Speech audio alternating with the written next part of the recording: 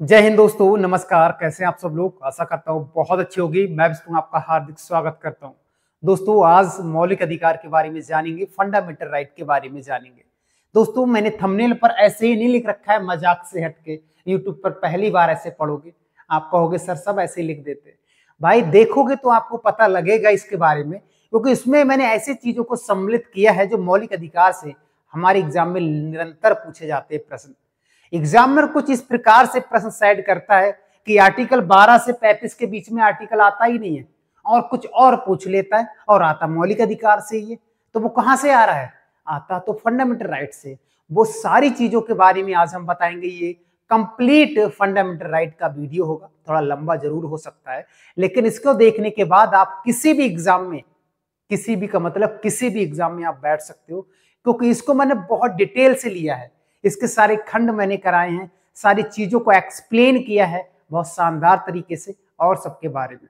ठीक है, बाकी देखते हैं मौलिक अधिकार को बारे में। जब आप इसको देखोगे ना तो आपको बहुत मजा आने वाला है। और साथ में ये पीडीएफ भी मैं प्रोवाइड कराऊंगा आपको। ये पीडीएफ कहां से मिलेगा? तो आपको टेलीग्राम पर सर्च करना है, GSY विष्णु सर। कहां सर्च करोगे? टेलीग्राम पर सर्च करोगे, वहां पर आपको एक चैनल खुलकर आएगा और उसको ज्वाइन करना या ना करना वो आपके ऊपर डिपेंड करता है, लेकिन पीडीएफ डाउनलोड कर लेना। ठीक है, तो आज हम देखते हैं मौलिक अधिकार के बारे में। बहुत शानदार तरीके से मैंने एक्सप्लेन किया है। एक बार मैं आपको दिखा देता हूं कैसे करके बनाया है। ठीक है, देखिए यहां पर मौलिक अधिकार के बारे में जानेंगे। उसके बाद यहां पर किसने पहली बार क्या कहा था मौलिक अधिकारों के बारे में। उसके बाद मौलिक अधिकार कितने होते हैं, 12वें आर्टिकल में क्या है। उसके बाद आर्टिकल के सहित कई प्रकार की परिभाषाओं के बारे में यहां पर मैंने वर्णन किया हुआ है। चलिए एक एक करके हम देखते हैं बिना कुछ देरी के। बात करेंगे मौलिक अधिकारों के बारे में। मौलिक अधिकार वे अधिकार होते हैं जो किसी भी नागरिक की नैतिकता और भौतिकता का विकास करते हैं। उन्हें मूल अधिकार कहते हैं। मूल का मतलब ये मौलिक अधिकार है जो भाग 3 में है वर्तमान में। टोटल संविधान में भाग 22 हैं, लेकिन उसमें खंड जोड़कर 25 कर दिए गए हैं। तो वर्तमान में 25 भाग हम कह सकते हैं। जैसे आर्टिकल वर्तमान में 395 ही हैं, लेकिन उसमें खंड जोड़कर आर्टिकल 300 नहीं 470 प्लस हो चुके हैं। तो वर्तमान में 470 प्लस आर्टिकल है। ठीक है, तो भाग 3 के अंतर्गत हम आर्टिकल 12 से और 35 के बीच में जानेंगे, और साथ में हम ये भी जानेंगे कि मौलिक अधिकार किसे कहते हैं।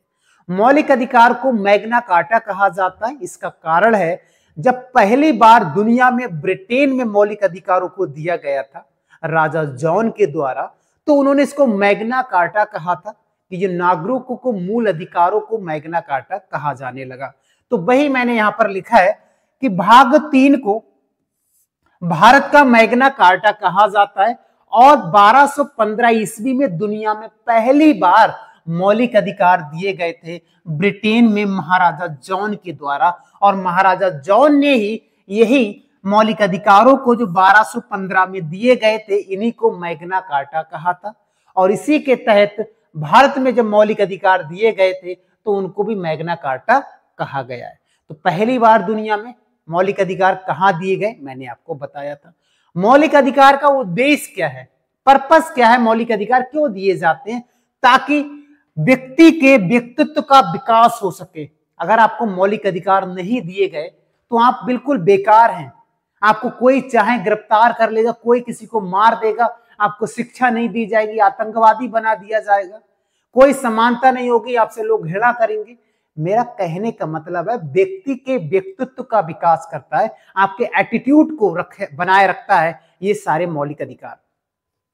तो ये प्रश्न आता है, प्रश्नों की भाषा में आता है कि निम्न में से मौलिक अधिकार का उद्देश्य क्या है, तो वहां आंसर होगा व्यक्ति के व्यक्तित्व का विकास करता है। दूसरा है सरकार की शक्तियों को परिसीमित करता है। जो शक्तियां बनाई गई है सरकार उसी के अंतर्गत काम करता है। ऐसा नहीं कि सरकार तानाशाह हो जाए। तो मौलिक अधिकार का मैंने बताया कि परिसीमित है शक्तियां सरकार के द्वारा भी। समानता को सुनिश्चित कराता है। आप किसी भी जाति के हो, किसी भी लिंग के हो, कहीं भी भारत में आपका जन्म हुआ है, आपको समानता प्रदान की जाती है मौलिक अधिकारों के द्वारा। आगे हम देखेंगे लगातार कि समानता के मौलिक अधिकार कौन कौन से हैं और स्वतंत्रता के मौलिक अधिकार कौन कौन से। तो यहां पर उद्देश्य के बारे में आपको केवल बता रहा हूं।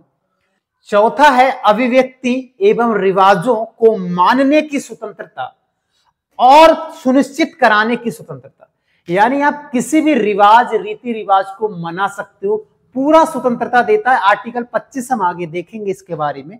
और अभिव्यक्ति यानी अपना विचार प्रकट करने की स्वतंत्रता आर्टिकल 19 का खंड 1 देता है। हम आगे इस पर बात करेंगे। तो ये विचारों को प्रकट भी कर सकते हो, आपके अंदर जो विचार चल रहे हैं, जो रीति रिवाज आप धारण करते हो, जो आपका पैतृक लोग करते आ रहे हैं, तो आप वो भी कर सकते हो। पांचवा है विधि अनुसार सरकार का गठन करना, यानी सरकार का जो गठन किया जाएगा वो विधि के द्वारा किया जाएगा, तानाशाही के द्वारा नहीं किया जाएगा।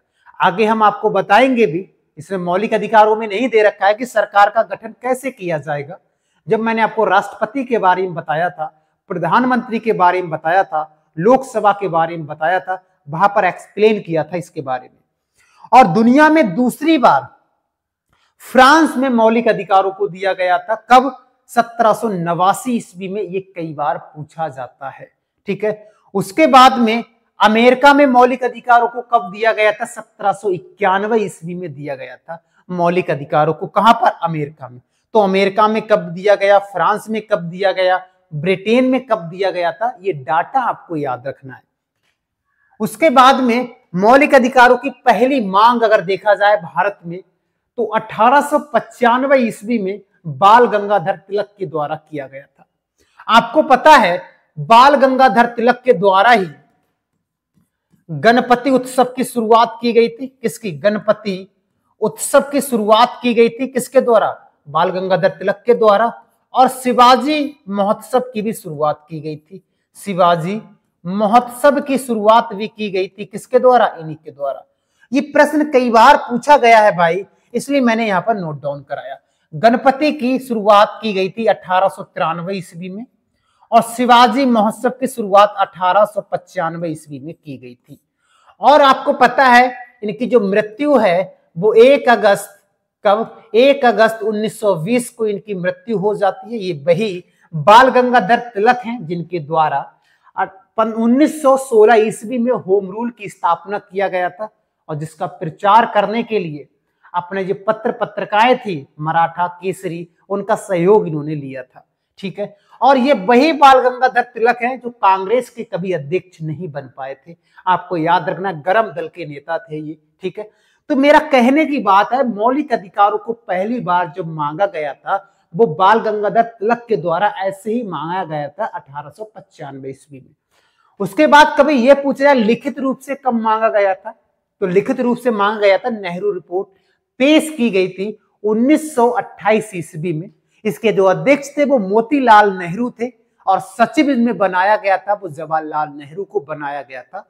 और इसमें कई लोग शामिल थे, जैसे सुभाष चंद्र बोस भी इसमें शामिल थे, तेज बहादुर सब्रू भी इसमें शामिल थे, और भी कई सारे लोग इसमें शामिल थे। तो लिखित रूप से मौलिक अधिकारों की मांग नेहरू रिपोर्ट में किया गया था 1928 ईस्वी में। उसके बाद मौलिक अधिकारों की मांग कराची अधिवेशन कांग्रेस का हुआ था 1931 ईस्वी में, और इसके अध्यक्ष थे सरदार वल्लभ भाई पटेल। इसके अध्यक्ष कौन थे?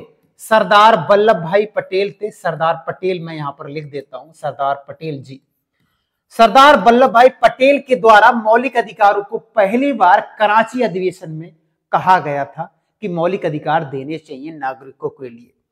उसके बाद मौलिक अधिकारों की मांग कब की गई थी? दूसरा गोल मेज सम्मेलन हुआ था लंदन में, आपको पता है, और इस गोल मेज सम्मेलन में महात्मा गांधी गए थे। टोटल गोल मेज सम्मेलन थे, टोटल कितने हुए थे? तो आप कहोगे 3 हुए थे।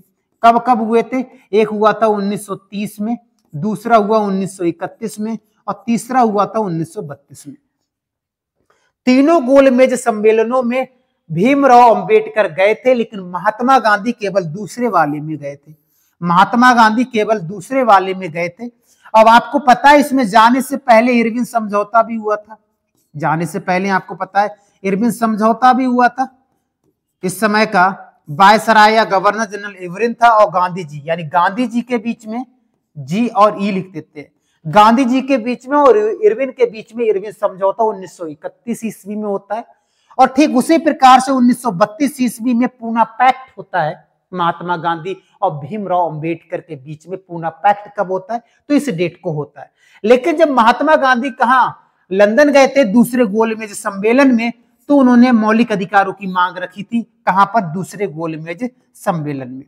ठीक है, तो इतने यानी 4 जगहों पर इसकी मांग अलग अलग प्रकार से की गई थी मौलिक अधिकारों की। अब आप कैसे भी प्रश्न आएगा आप प्रश्न कर पाओगे मौलिक अधिकारों की मांग किस प्रकार से की गई थी। अगर वर्तमान में देखा जाए तो वर्तमान में 6 मौलिक अधिकार हैं, लेकिन जब संविधान लागू हुआ था तो 7 मौलिक अधिकार थे। कितने थे? 7 मौलिक अधिकार थे। जो एक कम किया गया है ना, जो कम किया गया है उसका नाम है संपत्ति का अधिकार। जो कम किया गया है उसका नाम है संपत्ति का अधिकार। ये कब कम किया गया था, क्यों कम किया गया था, मैं आपको बता रहा हूं। संपत्ति का जो अधिकार था इसको हटा दिया है वर्तमान में। याद रखेंगे 44वां संविधान संशोधन हुआ था। कौन सा? 44वां संविधान संशोधन हुआ था 1978 में, और इसके अनुसार इस संपत्ति के अधिकार को मौलिक अधिकार की श्रेणी से हटा दिया गया है। अब ये विधिक अधिकार है। क्या है ये विधिक अधिकार है, ये कानूनी अधिकार है जो वर्तमान में आर्टिकल 300 का में रखा गया है इसका वर्णन, और जो भाग 12 के अंतर्गत आता है। भाग 12 में इसका उल्लेख है। आर्टिकल 300 का के अंतर्गत इस संपत्ति के अधिकार को रखा गया है। अब जब संपत्ति का अधिकार था तो उस समय आर्टिकल 31 में संपत्ति का था, और आर्टिकल 19F में 19 का खंड F था, और आर्टिकल 31 था पहले। इसमें भी क्या था? मौलिक अधिकार का वर्णन था, लेकिन संपत्ति के अधिकार का वर्णन था। याद रखेंगे ये दोनों को खत्म किया गया, इसको नया बनाया गया। वर्तमान में ये विधिक अधिकार है, कानूनी अधिकार है, संवैधानिक अधिकार है, लेकिन मूल अधिकार नहीं है। संपत्ति का अधिकार आपको याद रखना है। ठीक है, चलिए हम आगे बढ़ते हैं। जो 6 मौलिक अधिकार हैं इनके जानने की कोशिश करते हैं। ये 6 मौलिक अधिकार कौन कौन से हैं? तो पहला मौलिक अधिकार है समता या समानता का मौलिक अधिकार, जो आर्टिकल 14 से 18 के बीच में है। दूसरा है स्वतंत्रता का अधिकार, जो आर्टिकल 19 से 22 के बीच में है। तीसरा है शोषण के विरुद्ध अधिकार, ये आर्टिकल 23 और 24 में है। उसके बाद है धार्मिक स्वतंत्रता का अधिकार, जो आर्टिकल 25 से 28 के बीच में है। फिर है संस्कृति और शिक्षा का अधिकार, आर्टिकल 29 और 30 में है। फिर है उसके बाद संवैधानिक उपचारों का अधिकार, जो आर्टिकल 32 में है। आपको याद रखने, यही मैंने यहां पर लिखा हुआ है। अब आप कहोगे सर 12 कहां गया, आर्टिकल 13 कहां गया, आर्टिकल 34 कहां गया, 35 कहां गया और 36 कहां गया? ये आर्टिकल 5 तो आपने बताया ही नहीं, ये आपने बता दिया। इनके बारे में हम अलग से बताएंगे। ये आर्टिकल हम देखेंगे, लेकिन इनके बारे में अलग से जानेंगे इन आर्टिकलों में क्या क्या है, क्योंकि ये आर्टिकल जो 6 मौलिक अधिकार हैं इनके बीच में नहीं आते हैं, इनका अलग से वर्णन किया गया है। जानेंगे कि राष्ट्रपति, ये लास्ट के 3 आर्टिकल है ना, यहाँ पर सैनिकों और जो सीबीआई है, जो और भी कई सारी एजेंसियां हैं, इनको फंडामेंटल राइट कम किए जाते हैं। क्यों कम किए जाते हैं वो मैं आपको आगे बताऊंगा। ठीक है, तो हमने अभी तक देखा कि वर्तमान में कितने हैं, पहले कितने थे, पहले वाला कब खत्म हुआ था, ये सारी बातें। अब हम स्टार्ट करते हैं आर्टिकल 12 से 35 के बीच में, बहुत शानदार तरीके से। बस आप समझते रहना, बहुत अच्छे तरीके से एक्सप्लेन मैं करता रहूंगा। ठीक है, बात करेंगे आर्टिकल 12 की। किसकी बात करेंगे? आर्टिकल 12 में। तो आर्टिकल 12 में क्या है? तो आप कहेंगे राज्य की परिभाषा है। आर्टिकल 12 में क्या है? राज्य की परिभाषा है। राज्य की परिभाषा का मतलब क्या है? जैसे आप आगे पढ़ोगे आर्टिकल 36 पढ़ोगे। कौन सा पढ़ोगे? आर्टिकल 36 पढ़ोगे तो आर्टिकल 36 में भी लिखा है कि राज्य की परिभाषा होगी। इसका मतलब ये होता है, यानी केंद्र सरकार और संसद, या हम ये कह सकते हैं विधायिका और कार्यपालिका के जितने कार्य होते हैं वो इसी के अकॉर्डिंग होते हैं, इसी के अंदर होते हैं। दूसरा, राज्य सरकार और राज्य विधानमंडल, यानी राज्य की कार्यपालिका और विधायिका इसी के अंतर्गत आती है। और इसके अंतर्गत सभी स्थानीय निकाय आ जाते हैं, चाहे वो ग्राम पंचायत हुआ, नगर पालिका हुआ या अन्य निकाय हो गए, वो सब इसी के अंतर्गत आते हैं। सबकी परिभाषा इसी में समाहित है। इसलिए कहा जाता है राज्य की परिभाषा का मतलब यहां से केंद्र की परिभाषा कह सकते हैं या देश की परिभाषा यहां पर कह सकते हैं। तो आर्टिकल 12 में क्या है, तो आप सीधे कहेंगे कि राज्य की परिभाषा है। जो राज्य सरकार, केंद्र सरकार में जो संसद हो गया चाहे विधानमंडल हो गया, उसमें बनाए जाने वाली सारी कानून वगैरह सब इसी के अंतर्गत आते हैं, और स्थानीय निकाय। उसके बाद बात करते हैं आर्टिकल 13 में क्या है। आर्टिकल 13 में क्या है, बहुत शानदार तरीके से समझने की कोशिश करेंगे हम। मूल अधिकारों से असंगत या उन्हें कम करने वाली विधियों का शून्य होना। ये कह रहा है कि मौलिक अधिकारों में असंगत प्रकार का कोई कानून नहीं बना सकते। आप ऐसा कोई कानून नहीं बनाएंगे जिससे मौलिक अधिकार कम हो जाएं या खत्म हो जाएं। फिर से एक बार आर्टिकल 13 कहता है, आप ऐसा कोई कानून नहीं बनाएंगे जिससे मौलिक अधिकार कम हो जाएं या घट जाएं या खत्म हो जाएं। अगर ऐसा बनाओगे कोई कानून तो वो सुप्रीम कोर्ट उस कानून को खत्म कर देगी। उस कानून को क्या कर देगी सुप्रीम कोर्ट? निरस्त कर देगी। आप ऐसा कोई कानून नहीं बनाओगे। तो वहां पर एक बात उठी थी, क्या मौलिक अधिकारों में संशोधन हो सकता है या नहीं होगा? क्या बात उठी थी कि मौलिक अधिकारों में संशोधन हो सकता है या नहीं होगा? तो इस पर अनेक लोगों ने अपने प्रकार का मत देना स्टार्ट कर दिया था कि होगी या नहीं होगी, होगी तो क्यों होगी, कैसे होगी, ये सारी बातें। तो कई लोगों ने यहाँ पर अपने अपने मत दिए हैं। एक व्यक्ति थे शंकरी प्रसाद, केस आया था 1951 ईस्वी में। इन्होंने कहा था मौलिक अधिकारों पर समय के अनुसार संशोधन कर सकते हो। बोले ठीक है, कर सकते हैं। फिर दूसरा आया था सज्जन सिंह केस। ये केस पूछे गए मेरे भाई, इसलिए मैंने यहां पर लिखा हुआ है। ये दरोगा में बहुत पूछा जाता है और जो सिविल सर्विस के एग्जाम होता है उसमें मिलान करने को बहुत आता है। ठीक है, तो ये चीज याद रखेंगे, किसने क्या कहा था, यस और नो याद रखेंगे। सज्जन सिंह केस हुआ था 1965 ईस्वी में। इन्होंने भी कहा था मौलिक अधिकार पे आप संशोधन कर दो, कोई बात नहीं है, लेकिन समय के अनुसार कर सकते हो, कोई दिक्कत नहीं है। फिर तीसरा जो केस आया था गोलकनाथ केस 1967 ईस्वी में, इसने मना कर दिया। तो प्रश्न आता है किस व्यक्ति ने मौलिक अधिकारों पर शोषण से मना कर दिया, या किस केस ने मौलिक अधिकार के संशोधन पर मना कर दिया? वो गोलकनाथ केस था 1967 ईस्वी में, इसने मना कर दिया। आप किसी भी प्रकार का कोई संशोधन मौलिक अधिकार में नहीं कर सकते। उसके बाद केशवानंद बनाम भारत संघ केरल आया था 1973 ईस्वी में, और इन्होंने कहा था बिल्कुल कर सकते हो, और वर्तमान में इन्हीं के आधार पर संशोधन का वर्णन मिलता है। इन्होंने कहा था, क्या कहा था सुनिएगा, कि केशवानंद बनाम भारत संघ ने कहा था संशोधन कर सकते हो, कर सकते हो, लेकिन क्या कहा, लेकिन मूल ढांचे में नहीं करोगे। भाई क्या है, मूल ढांचे में नहीं करोगे, मूल ढांचे में नहीं करोगे। बोले मूल ढांचा क्या होता है, हमें तो मूल ढांचा पता ही नहीं है। तो मूल ढांचे का मतलब होता है जो मूल शब्द है, जैसे अखंडता हो गया, समाजवाद हो गया, पद निरपेक्ष हो गया, समानता हो गया, यानी जो मेन शब्द है, धर्मनिरपेक्ष होता है, गणराज्य हो गया, जो मेन शब्द है उनमें संशोधन नहीं कर सकते आप। अब ये मूल ढांचा तय कौन करेगा, कौन तय करेगा? तो सुप्रीम कोर्ट तय करेगी ये मूल ढांचा है कि नहीं है। तो मूल ढांचे में संशोधन नहीं हो सकता, मूल जो शब्द है या शब्दावली है उनमें नहीं होगा, वैसे आप संशोधन कर सकते हो, और वर्तमान में यही आधार माना गया है।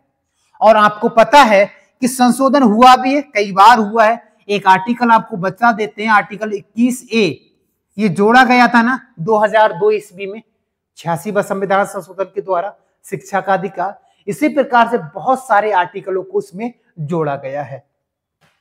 उसके बाद 5वें नंबर पे आया मिनर्वा मिल्स केस 1980 ईस्वी में। इन्होंने भी कहा था हाँ बिल्कुल संशोधन कर सकते हो, लेकिन वर्तमान में इनकी बात का योग्य माना जाता है कि इन्होंने कहा था कर सकते हो लेकिन मूल ढांचे में नहीं करोगे। ठीक है, तो इतने बाद आपको समझ में आ गए, आर्टिकल 13 समझ में आ गया। कोई ऐसा कानून नहीं बनाना है आपको जिससे मौलिक अधिकार कम हो जाए या खत्म हो जाए। भाई अगर ऐसा बनाओगे तो सुप्रीम कोर्ट खत्म कर देगा उस कानून को। ठीक है ना, समझ गए, आगे बढ़ते हैं।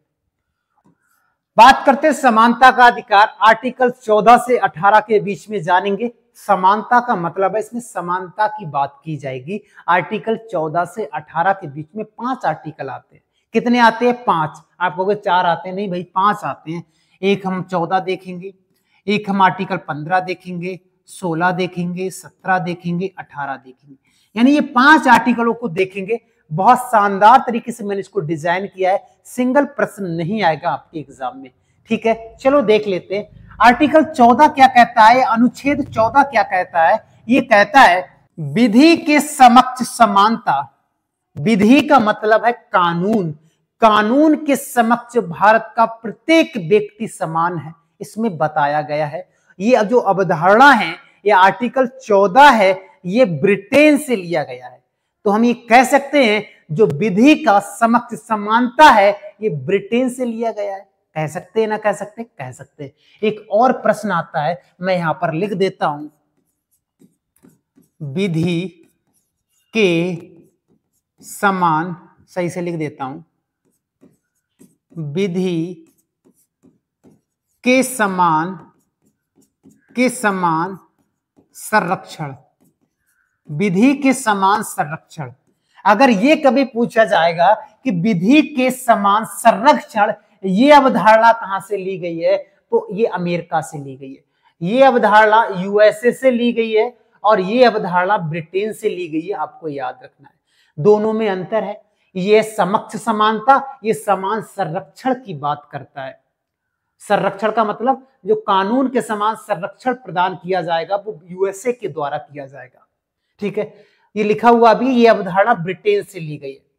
और यहां लिखा है कि राज्य किसी भी व्यक्ति को विधि के समक्ष समानता, विधि के समान संरक्षण से वंचित नहीं कर सकता। इसमें दोनों बातें की गई है। यहां पर देखो, विधि के समान संरक्षण और विधि के समक्ष समानता, यानी ये ब्रिटेन से लिया गया है, ये कह सकते हैं ना, ये ब्रिटेन से लिया गया है ये बात, और ये बात यूएसए से ली गई है। दोनों में अंतर है। इसमें संरक्षण की बात की गई है या समानता की बात की गई है।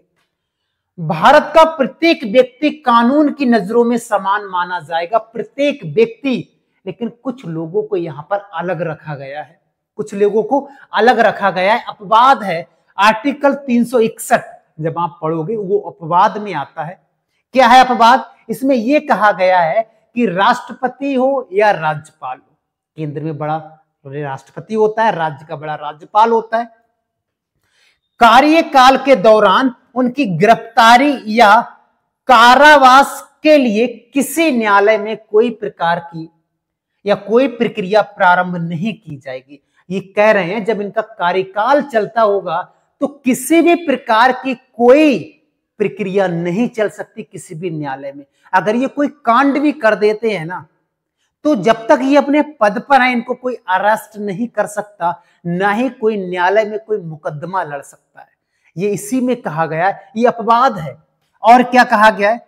लोगों के बीच उनकी प्रकृति, योग्यता, परिस्थिति, भौगोलिक स्थिति, शिक्षा, आयु, संपत्ति के आधार पर अगर न्यायालय चाहे, ये लिखा है, अगर न्यायालय चाहे तो उनके बीच में भेदभाव कर सकता है। न्यायालय चाहेगा तो। परिस्थिति के अनुसार आप बहुत बीमार हो, आपने कोई कांड कर दिया, तो आपको वहां पर कई सारी चीजों का समानता दी जाएगी, संरक्षण भी दिया जाएगा। आप भौगोलिक स्थिति, भौगोलिक का मतलब है जो 7 सिस्टर स्टेट है वहां के रहने वाले लोगों में और हमारे इधर रहने वाले लोगों में, यूपी बिहार में रहने वाले लोगों में असमानता कर सकता है अगर न्यायालय चाहेगा तो, वरना नहीं कर सकता। ये न्यायालय के ऊपर डिपेंड करता है, यहां पर लिखा हुआ है। ठीक है, तीसरा है ये संसद होगा, सांसद नहीं होगा। संसद एवं विधानमंडल के सदस्यों को इस अनुच्छेद से अलग रखा है। इसका मतलब समझ रहे हो आप? संसद का मतलब लोकसभा और राज्यसभा के जो सदस्य बनते हैं, जो सांसद बनते हैं, जो विधायक बनते हैं, उनको भी अलग रखा है। उनको इस आर्टिकल से अलग रखा है, उनको समानता नहीं, उनको बहुत सारी समानताएं दी जाती है। ठीक है, अब बात करेंगे आर्टिकल 15 में क्या है, तो याद रखेंगे 15 में है राज्य किसी भी धर्म, जाति, लिंग, जन्म स्थान के आधार पर किसी भी प्रकार से कोई भी भेदभाव नहीं कर सकता। ये राज्य कहता है जाति, लिंग, जमीन स्थान के आधार पर विभेद नहीं किया जाएगा और सार्वजनिक स्थलों जैसे तालाब, कुआं, सड़कों, स्नानाघाट आदि का प्रयोग से किसी भी को वंचित नहीं किया जाएगा। यानी सिंपल सा समझो, आर्टिकल 15 कहता है आप किसी भी जाति के हो, किसी भी लिंग के हो, कहीं भी आपका जन्म हुआ है, चाहे नागालैंड में हुआ है, चाहे राजस्थान में हुआ है, सबके लिए समानता है। आपको पता है पुराने समय में क्या होता था, जिस घाट पर अगर ब्राह्मण नहाते थे उस घाट पर शूद्र लोग नहीं नहा पाते थे। तो यहाँ लिखा है, स्नाना घाट भी लिखा है, इस प्रकार से विभेद नहीं कर सकते। सड़कों पर लोग नहीं चलते, शूद्र लोग कच्चे में चलते थे, सड़क के नीचे चलते थे, और ब्राह्मण और क्षत्रिय लोग सड़क के ऊपर चलते थे पुराने समय में। तो ये कहा गया है, सड़कों, कुओं से पानी नहीं भरने देते थे जो निचली कास्टी के लोग होते थे, तो इन्होंने इसको भी रखा है। और तालाबों से, स्नानागार, तालाब, पानी वगैरह कुछ नहीं, तो इन्होंने यहाँ पर सब कुछ मेंशन कर रखा है। किसी भी प्रकार से कोई विभेद नहीं किया जाएगा। आप चाहे किसी भी कास्ट के हो, किसी भी स्थान पर जन्म हुआ हो, स्त्री हो, पुरुष हो या ट्रांसजेंडर हो, किसी भी से कोई नहीं, सब कुछ समान माने जाएंगे, ये आर्टिकल 15 कहता है। लेकिन यहाँ पर अपवाद भी दे रखा है। क्या कहा है, महिलाएं, बच्चे, एसटी, एससी और दुर्लभ वर्ग के पक्ष में विभेद कर सकता है। तो मैंने आपको बताया था भारत का संविधान कठोर भी है और लचीला भी है, एक हाथ से देता है और दूसरे हाथ से ले लेता है। यही है भारतीय संविधान की। यहां कहता है कि विभेद नहीं किया जाएगा और नीचे कहता है कर सकते हैं भाई, बच्चों, महिलाओं, एससी, एसटी और दुर्लभ वर्ग के पक्ष में कर सकते हैं। कैसे करेंगे आओ देखते हैं। आर्टिकल 15 का क्लॉज 4 है, 15 का क्लॉज या खंड 4 है। ये कह रहा है कि राज्य चाहे तो शैक्षणिक के आधार पर पिछड़े वर्गों के लिए शैक्षणिक या प्रवेश में आरक्षण या संस्थानों में प्रवेश पर उन्हें आरक्षण दे सकता है। सिंपल सा समझो, ये क्लॉज क्या कहता है, ये कहता है कि राज्य चाहे तो शिक्षा के क्षेत्र में जो पिछड़े वर्गों के लिए आरक्षण दे सकता है प्रवेश करने पे। जैसे कोई यूनिवर्सिटी में जाना है आपको, किसी कॉलेज में आपको जाना है, तो वहां पर आरक्षण दे सकता है। ये कहा गया है राज्य चाहे तो, याद रखेंगे। आर्टिकल यहाँ पर 16 यहाँ पर मैंने लिखा है सीधे, आर्टिकल 16 है और ये 15 है। इस प्रकार का मैंने यहाँ पर नहीं लिखा है क्योंकि जगह कम पड़ जाती, इसलिए मैंने इसको यहीं पर मेंशन कर रखा है। आर्टिकल 16 क्या कहता है, सभी नागरिकों को लोक नियोजन में अवसर की समानता। ये कहता है कि सभी नागरिकों को लोक नियोजन में अवसर की समानता प्रदान है। यानी जो सरकारी नौकरियां निकालती है सरकार, उसमें सभी समान है। ऐसा नहीं है कि एसटी वाले फॉर्म अलग डालते हैं, एससी वाले अलग डालते हैं। बाकी बात अलग है, जो आरक्षण दिया जाता है लास्ट में रिजल्ट के, वो नहीं बता रहा हूं मैं ये कह रहा हूं सरकारी नौकरी पाने के लिए सभी लोग समान है। चाहे आप किसी भी जाति के हो, किसी भी लिंग के हो, आपका जन्म कहीं हुआ है, आपका भेदभाव नहीं किया जाएगा। सरकारी नौकरियों में फॉर्म भरो, पेपर दो, उसके बाद मेरिट लगता है। एससी का इतना, ओबीसी का इतना, वो आरक्षण दिया जाता है।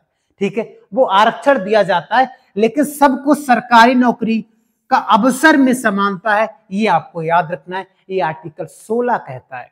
कौन सा कहता है? 16 कहता है, आपको याद रखना है। अपवाद भी है भाई नीचे। अपवाद ने क्या लिखा है, संसद कानून बनाकर किसी क्षेत्र में रोजगार पाने की शर्त बना सकता है।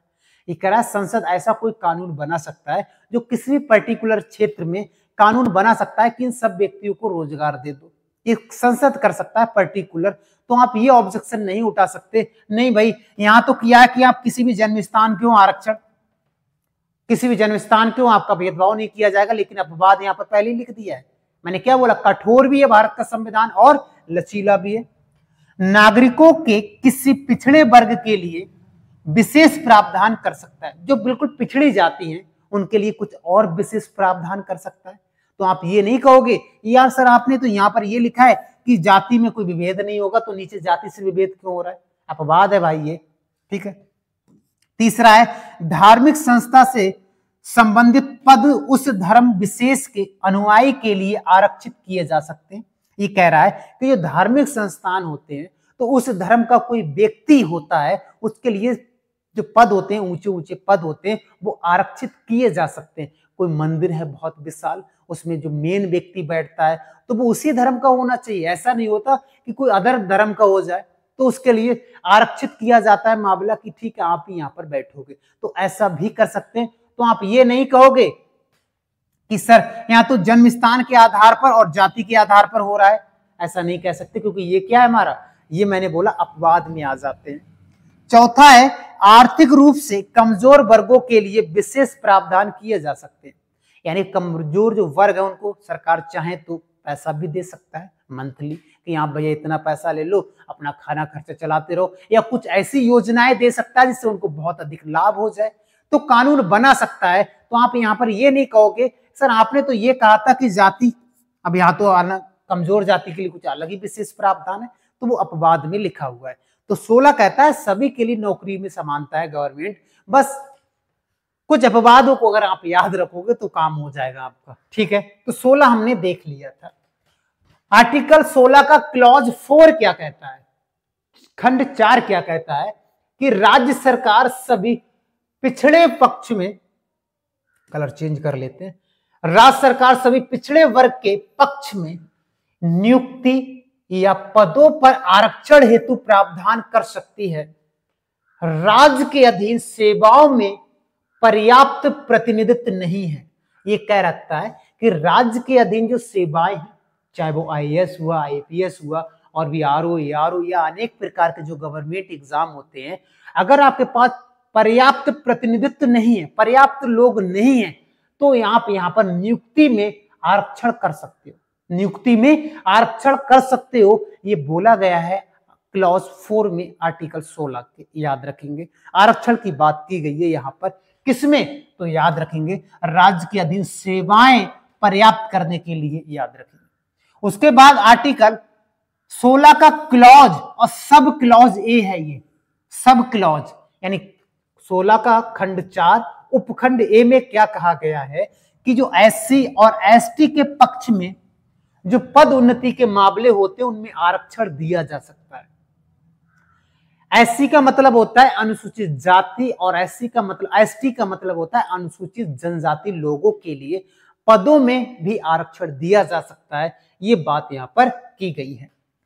यहां पर कुछ चीजें मैंने और मेंशन किया हुआ है, इससे रिलेटेड कई चीजें हैं जो हमारे एग्जाम में एग्जामिनर सेट करता है ऐसे प्रश्न, और आप कहते हो सर ये मौलिक अधिकार से तो आया नहीं है, ये कहां से आ गया, तो वही चीजें मैंने यहां पर मेंशन किया हुआ है। 1953 ईस्वी में प्रथम पिछड़ा वर्ग आयोग की स्थापना हुआ था, 53 ईस्वी में। इसे कलेलकर आयोग की अध्यक्षता में किया गया था, इसे कलेलकर आयोग की अध्यक्षता में किया गया था। आपको याद रखना, प्रथम पिछड़ा वर्ग आयोग बना था। प्रश्न आएगा कि सेकंड पिछड़ा वर्ग आयोग की स्थापना कब हुआ था, तो 1989 ईस्वी में हुआ था सेकंड, और ये मोरारजी देसाई की सरकार थी। तो प्रश्न आता है कि सेकंड पिछड़ा वर्ग आयोग की स्थापना किसके कार्यकाल में हुआ था, कब हुआ था, बीपी मंडल की अध्यक्षता में बनाया गया था। जैसे ये कलेलकर की अध्यक्षता में बनाया गया था और ये बीपी मंडल की अध्यक्षता में बनाया गया था, इसलिए इसे मंडल आयोग के नाम से भी हम जानते हैं। इस मंडल में जाति के बारे में बताया गया था। इस मंडल में इतनी जातियां थी, 3743 जातियों की एक सूची थी। ये सब पिछड़ा वर्ग में आते हैं, जो मंडल आयोग ने इसे अन्य पिछड़ा वर्ग या ओबीसी बताया। यानी जो मंडल आयोग आया था बीपी मंडल की अध्यक्षता में, तो इनमें देखा गया था 3743 ऐसी जातियां थी जो पिछड़ा वर्ग में आती थी, उनको अन्य पिछड़ा वर्ग यानी ओबीसी में डाल दिया गया। किसने, आपको यहाँ कहा मंडल आयोग ने, ठीक है। उसके बाद 1990 ईस्वी में विश्वनाथ प्रताप सिंह की सरकार थी, ये प्रधानमंत्री थे। मंडल आयोग की सिफारिश पर लागू किया गया था। ओबीसी में 27% आरक्षण की बात की गई। 27%, जो वर्तमान में 27% आरक्षण मिलता है, वो अन्य पिछड़ा वर्गों के लिए या ओबीसी के लिए मिलता है। उसके बाद 103वां संविधान संशोधन हुआ था। 103वां CAA का मतलब है कॉन्स्टिट्यूशन अमेंडमेंट एक्ट, संविधान संशोधन। इसके द्वारा प्रावधान किया गया था कि जो EWS वाले हैं, इकोनॉमिकली जो वीकर सेक्शन वाले लोग हैं उनको 10% आरक्षण की बात यहां पर की गई थी, याद रखिए। ठीक है, तो ये हमने आर्टिकल 16 देख लिया, आर्टिकल 14 देखा, आर्टिकल 15 देखा। अब बात करेंगे आर्टिकल 17 के बारे में। ठीक है, आर्टिकल 17 के बारे में कुछ चीजें मैं यहां पर बता देता हूं। यहां पर लिखा है इस संशोधन में अनुच्छेद 15 का क्लॉज 6 जोड़ा गया था और 16 का क्लॉज 6 जोड़ा गया था।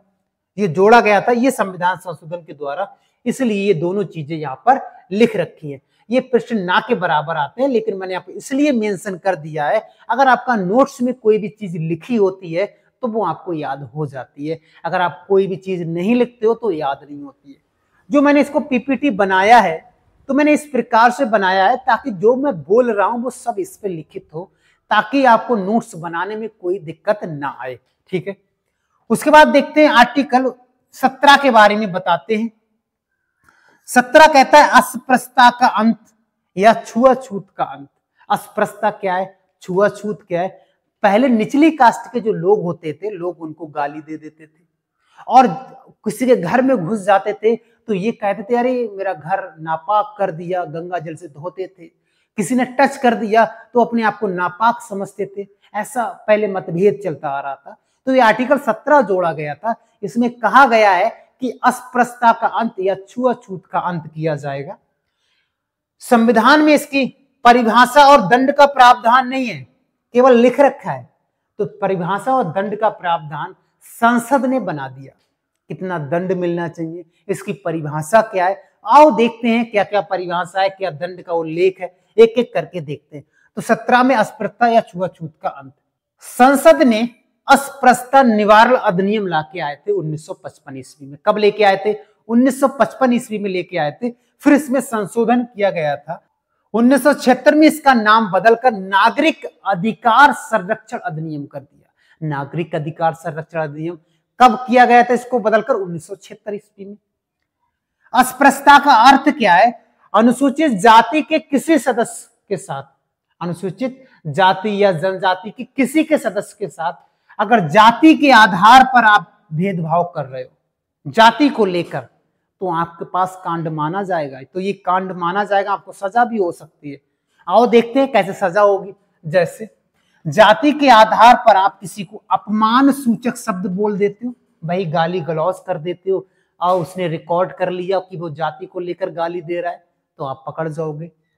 जाति के आधार पर संपर्क रखने से मना करना, आपको टच कर दिया, आपने उसको लात मार दिया, तो आप संपर्क ही नहीं रख रहे हो, तो ये कह रहा संपर्क रखने से मनाई। ठीक है। सार्वजनिक वाहनों में बैठने से इनकार करना। पहले के लोग अपने साथ जो सार्वजनिक स्थान होते थे, चाहे ट्रेनें चलाई जा रही है जो भी है A to Z, तो वहां पर लोग नहीं बिठाते थे। शूद्र जाति वाले लोग वो पैदल ही यात्रा करते थे या अपना खुद का कोई वाहन होता था यात्रा करते थे, उनको कोई नहीं बिठाता था। तो इन्होंने कहा है सार्वजनिक स्थानों पर भी कोई टेंशन लेने की बात नहीं है। अगर आपको कोई ट्रेन में धक्का मार रहा है कि यहाँ पे गंदगी आ रहा है, आप छोटी कास्ट के हो, तो आप उसको रिकॉर्ड करो, रिकॉर्ड करने के बाद आप सीधे सुप्रीम कोर्ट जा सकते हो। ठीक है। सार्वजनिक स्थल पर प्रवेश करने से रोकना, जो सरकारी चीजें होती है, चाहे कोई स्थान हुआ, चाहे कोई किला हुआ, चाहे कोई मंदिर हुआ, आप वहां नहीं रोक सकते। ये कह के कि आप निचली कास्ट के हो, आप मंदिर में प्रवेश नहीं कर सकते, मंदिर में बैठ के भजन भाव नहीं खा सकते, ऐसा आप कोई नहीं कर सकता, ये कहा गया था। आटा चक्की पर अनाज पीसने से इनकार करना। पहले के जो निचली कास्ट के लोग होते थे, उनका जो अनाज था वो घर ही पीसते थे, कोई चक्की पर नहीं पीसता था। कहता था भाई तुम निचली कास्ट के लोग हो, यहाँ से ले जाओ, पता लगे मेरा मशीन ही खराब हो जाए तुम्हारा आटा पीसने पर। तो ये कहा गया कि आटा चक्की पे जो आटा पीसा जाता है उसके लिए मनाही नहीं कर सकते। बाल काटने से इनकार नहीं कर सकते। पहले के लोग निचली कास्ट के लोगों के बाल भी नहीं काटते थे कि भाई बड़ा बदबू आ रहा है तेरे से, तू निकल जा, तू निचली कास्ट का, मैं भी निचली कास्ट का हो जाऊंगा। तो ऐसा बाल कटिंग पर बहुत ज्यादा चल रहा था। और आप बाद में ये नहीं कह सकते कि इतिहास में ऐसा था। भाई इतिहास के अनुसार, दर्शन के अनुसार या धर्म के अनुसार अस्पृश्यता को सही ठहराने की बात नहीं कर सकते कि यार पहले के इतिहास में ऐसा होता था। वो संविधान ने लिख दिया है, इतिहास नहीं माना जाएगा, यहाँ पर ये माना जाएगा। ठीक है। तो ये चीजें शब्द सूचक हैं, कुछ शब्द हैं जो आपको याद रखने, विभेद माना जाएगा। उसके बाद अगर आप कांड कर देते हो, फिर भी आपने किसी को लात मार दिया, गाली दे दिया, तो व्यक्ति क्या करेगा, सीधे सुप्रीम कोर्ट जाएगा या हाई कोर्ट भी जा सकता है और आप पर केस कर दिया। तो केस करने के बाद क्या होगा, 1 महीना से 6 माह के लिए कारावास हो सकता है और 100 से 500 रुपए तक का जुर्माना होगा।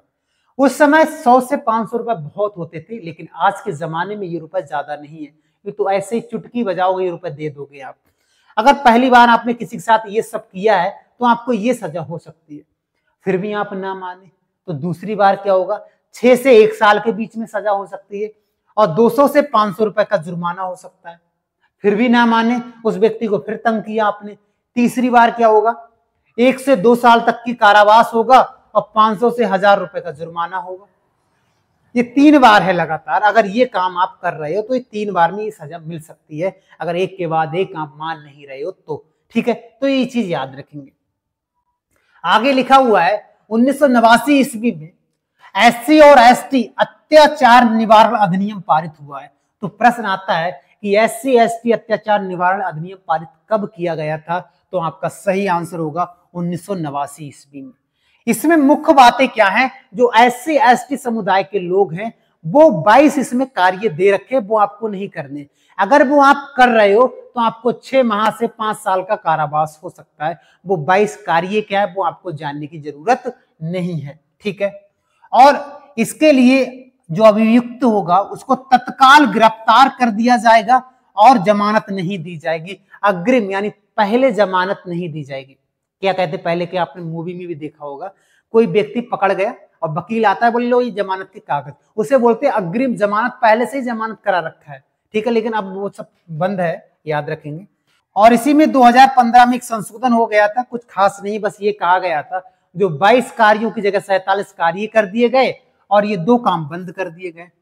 ये 2 पुराने वाले, बाकी सभी पुराने कानून लागू रखे थे, याद रखेंगे। तो इसमें कुछ खास नहीं, प्रश्न आता है ये वाला, बहुत पूछा जाता है, याद रखेंगे। ठीक है, फिर हम आगे बढ़ते हैं।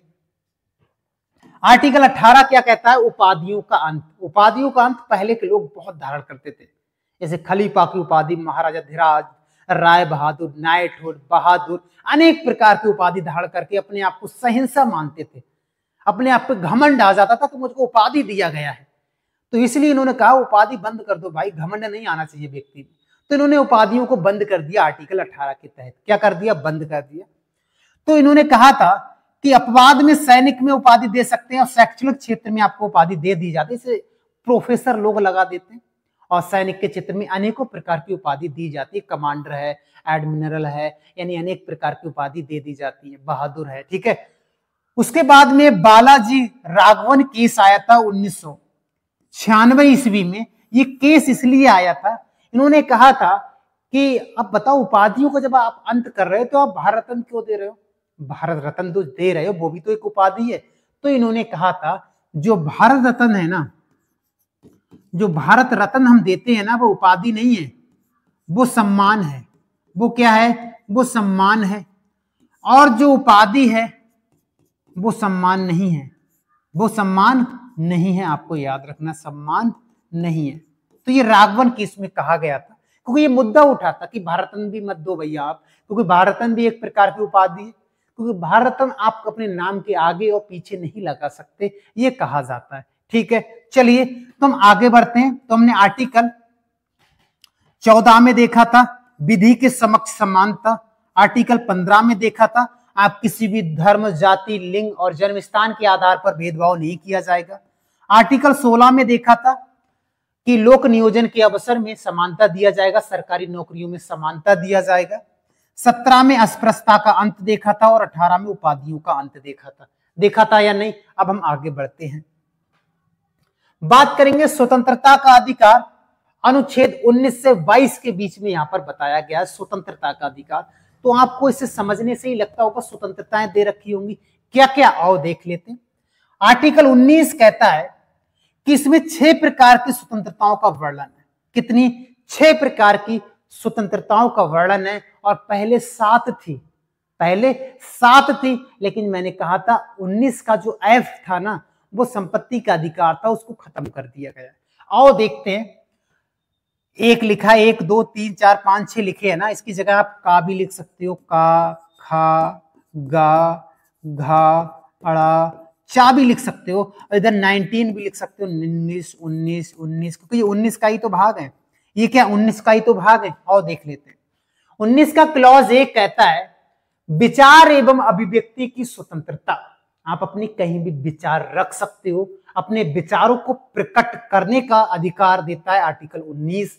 और आर्टिकल 19 देता है बोलने की स्वतंत्रता, प्रेस को बोलने की स्वतंत्रता। लिखा हुआ है सूचना का अधिकार, जो 2005 के अनुसार सूचना का अधिकार शुरुआत की गई थी, यानी सूचना का अधिकार किस आर्टिकल के तहत है, वो भी आर्टिकल 19 का क्लॉज 1 है। शांति का अधिकार, आप शांति बनाए रखने का अधिकार भी यहां रख सकते हो।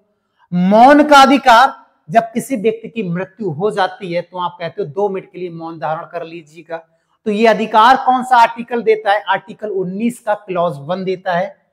निजी भवन या अपने खुद के घर पर झंडा फहराने का अधिकार भी आर्टिकल यही देता है, और फोन टाइपिंग के विरुद्ध अधिकार भी यही देता है।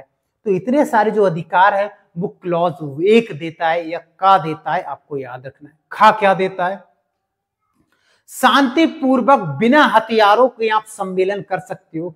सरकार से कोई भूल चूक हो जाती है तो आप सम्मेलन भी कर सकते हो, लेकिन शांतिपूर्वक बिना हथियारों के, ये लिखा हुआ है। लेकिन हड़ताल नहीं कर सकते, भूखे प्यासे नहीं रह सकते, सम्मेलन करो भाई दबा के, कोई दिक्कत नहीं है, ये लिखा हुआ है, लेकिन हड़ताल नहीं करोगे आप। गा क्या कहता है, संघ या संगठन बनाने की स्वतंत्रता है। आप कितने भी संगठन बना लो, कितने भी संघ बना लो, कितनी भी पार्टियां बना लो, कितने भी छोटे मोटे संगठन बना लो, आप बना सकते हो, कोई दिक्कत नहीं है, आप बना सकते हो, कोई टेंशन नहीं लेना, ठीक है। लेकिन यहां पर ये लिखा है, लिखा नहीं मैं लिख देता हूं, वैश्या, जो वैश्या औरतें हैं और जो सैनिक समुदाय के लोग हैं वो संघ और संगठन नहीं बना सकते। अब ये कहेंगे कि जो वैश्या है, जो कोठे वाली है, वो कहेंगे भाई हम भी संघ बना लेंगे। अगर ये संघ बना लेंगे तो भारत की दुर्दशा हो जाएगी भाई। अगर सैनिक कहें हम संघ बनाएंगे, हम संगठन बनाएंगे सभी सैनिकों का, तो भाई जो देश की सरहद है उस पर काम कौन करेगा, वर्क कौन करेगा, कौन खड़ा रहेगा। तो ये कहा गया कि वैश्य और सैनिक संगठन नहीं बना सकते, संघ नहीं बना सकते, बाकी कोई आम आदमी संघ बना सकता है, पार्टियां संघ बना सकती हैं, इसमें कहा गया है। गा में याद रखेंगे, घा में क्या कहा गया है, अबाध रूप से संरक्षण करने की स्वतंत्रता, अबाध संचरण करने की स्वतंत्रता। पूरे भारत में कहीं भी घूम सकते हो, ये आजादी है आपको। ऐसा नहीं है कि आप यहाँ नागालैंड में जाओगे तो वीजा की जरूरत पड़ेगी, नहीं, पूरे भारत में आप 28 राज्यों में किसी राज्य में भी घूम सकते हो। निवास की स्वतंत्रता, भारत में आप कहीं भी घर ले लो, मकान ले लो, कोई दिक्कत नहीं है, चाहे जम्मू कश्मीर में अब तो ले लो, पहले जम्मू कश्मीर शामिल नहीं था, अब तो वहां भी ले लो, लद्दाख में ले लो, काम चल जाएगा। व्यवसाय की स्वतंत्रता, कोई भी व्यवसाय आप कर सकते हो E to Z, लेकिन कानून के अंदर। आप कहोगे कि हम माल सप्लायर कर लें, अफीम गांजा, ये भी तो व्यवसाय है, तो भाई साहब पुलिस मार मार के तोड़ देगी। आप कहोगे कि कसाई खाना खोल दिए हमने, गाय को कस रहे, भैंस को कस रहे, जानवरों को कसा जा रहा है, तो ये भी तो व्यवसाय है, नहीं भाई, व्यवसाय है लेकिन उस कानून के अंतर्गत व्यवसाय को आप करोगे। मान लो कहीं से हमने 2-4 कट्टे खरीद लिए ठाए ठाए वाले और स्मगलिंग करके कहीं दूसरी जगह पहुंचा रहे हो, ये कहोगे मेरा व्यवसाय है भैया, 4-5 क्वार्टर ले लिए वो बेच रहे हो, ये मेरा व्यवसाय है। ऐसा नहीं, कानून के अंतर्गत आप व्यवसाय कर सकते हो, याद रखेंगे। ये चीजें यहां पर कही गई हैं। अगर हम एक भाषा में कहें तो एक बार मैं आपको बताता हूं, ये बोलने की स्वतंत्रता देता है, ये शांतिपूर्वक सम्मेलन करने की स्वतंत्रता, ये संगठन बनाने का, ये घूमने का, ये घर बसाने का, और ये काम करने का। यानी संगठन बना लोगे, कहीं घूम सकते हो, घर में बस सकते हो, काम कर सकते हो। इस प्रकार से आप इसको बार बार याद कर सकते हो, ठीक है। चलिए आर्टिकल 20 क्या कहता है, 20 कहता है कि अपराधों के लिए दोष सिद्ध के संबंध में संरक्षण। आपने कोई अपराध किया है, आप दोषी हो गए, यही लिखा है, अपराध में दोष हो गए और सिद्ध भी हो गए कि आपने अपराध किया है, तो उसके लिए संरक्षण दिया जाएगा। क्या संरक्षण दिया जाएगा और देख लेते। एक चीज मैं और बता देता हूं, आप याद रखना, 20 में अपराध किया, 21 में मैं जीवन जिया और 22 में गिरफ्तार हो गया। 20 में अपराध किया, 21 में मैंने जीवन जिया और 22 में गिरफ्तार हो गया। ये आर्टिकल है, 22 में गिरफ्तारी का आर्टिकल है, 20 में अपराध का आर्टिकल है, 21 में जीने वाला आर्टिकल है। ठीक है, आगे बढ़ते हैं, आपको बताऊंगा अभी।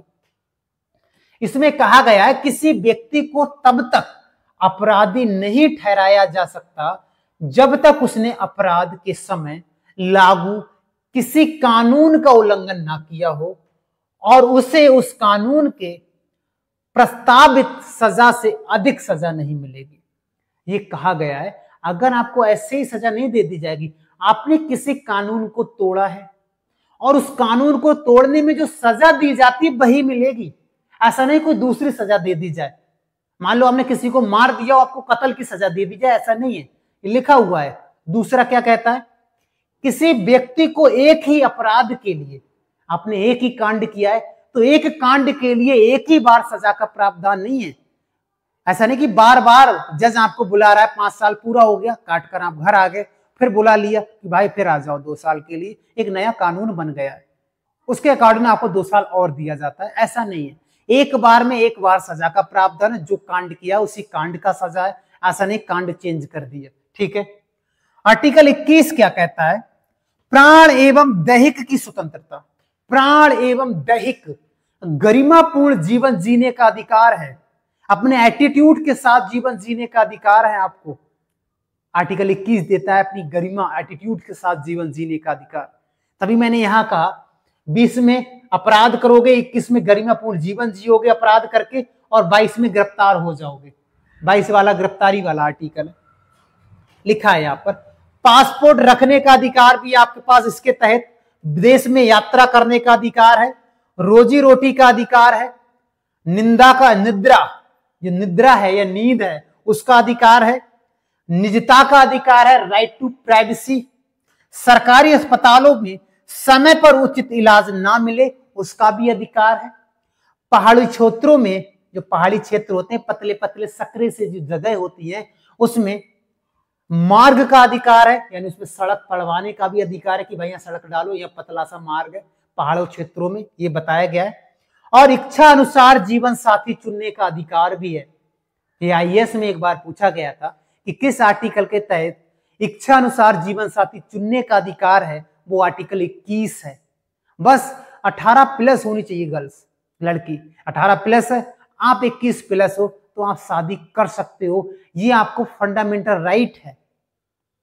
हाँ बिल्कुल, इच्छा अनुसार जीवन साथी चुन सकते हो। और ये कब, शांति बहिनी केस 2018 आया था ना, उसमें ये सुप्रीम कोर्ट ने कह दिया कि इच्छा अनुसार शादी करने का अधिकार है आपको, कोई रोक टोक नहीं है, कोई रोक टोक नहीं है। आपको फेवर करेगी न्यायालय, फेवर करेगा पुलिस, याद रखेंगे।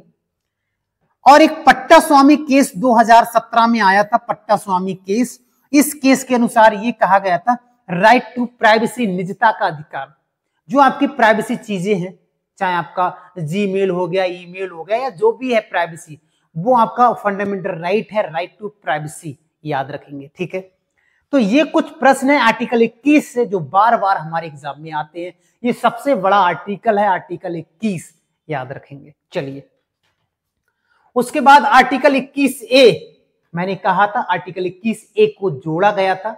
कब जोड़ा गया था तो आप याद रखेंगे, 86वां संविधान संशोधन हुआ था।